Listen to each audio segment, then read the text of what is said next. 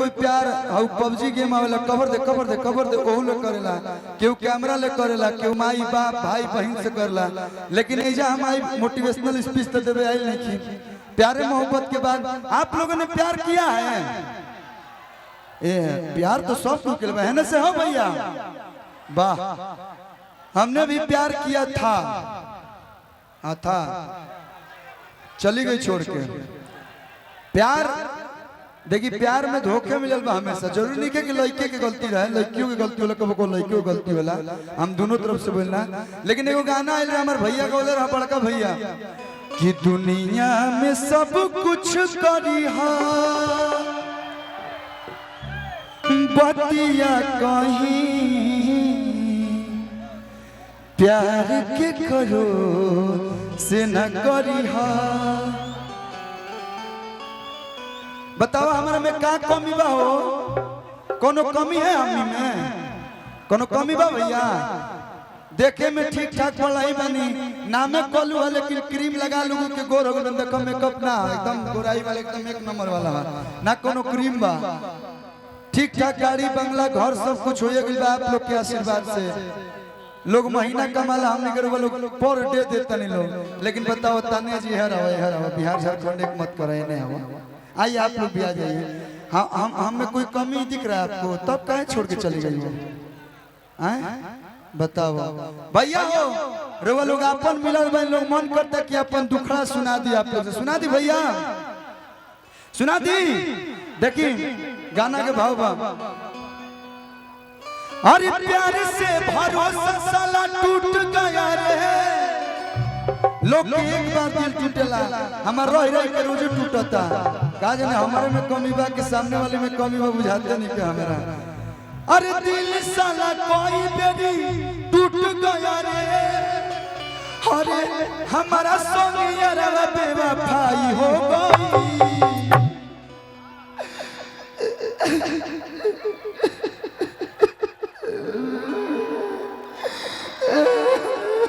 अरे का भले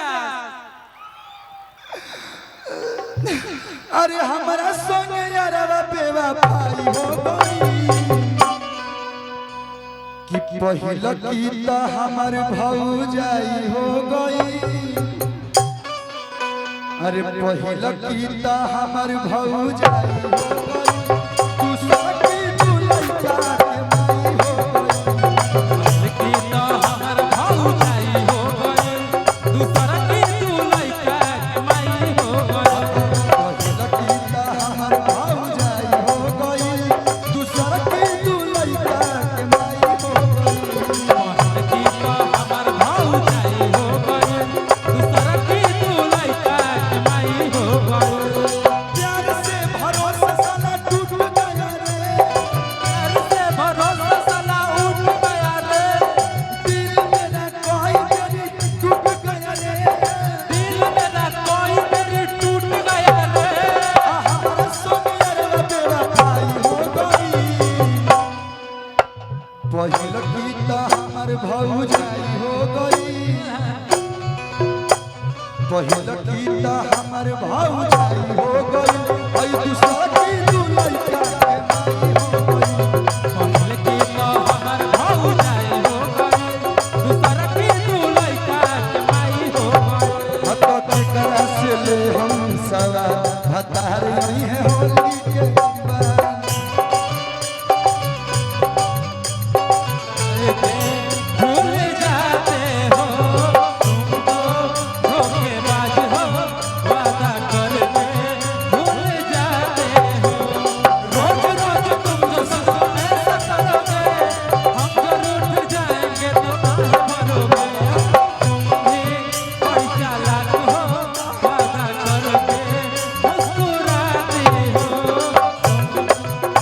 भौजाई हो गई दूसरा की तू लइका के माई हो गई पहले की हमर भौजाई हो गई दूसरा की तू लइका के माई हो गई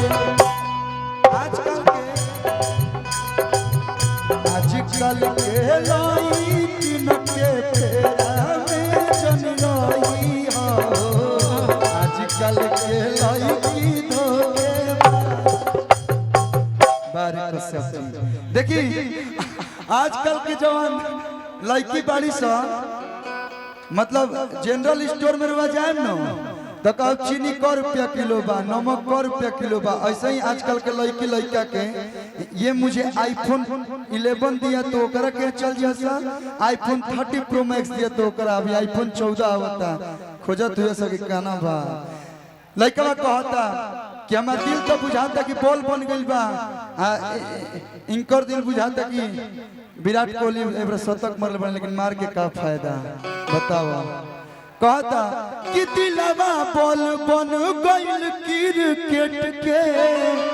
आज करे मन करे मारता लपेट के जे करे मन करे मारता लपेट के जे करे मन करे मारता लपेट के बताइए पंकज भैया हर दिल के रक्षा के करी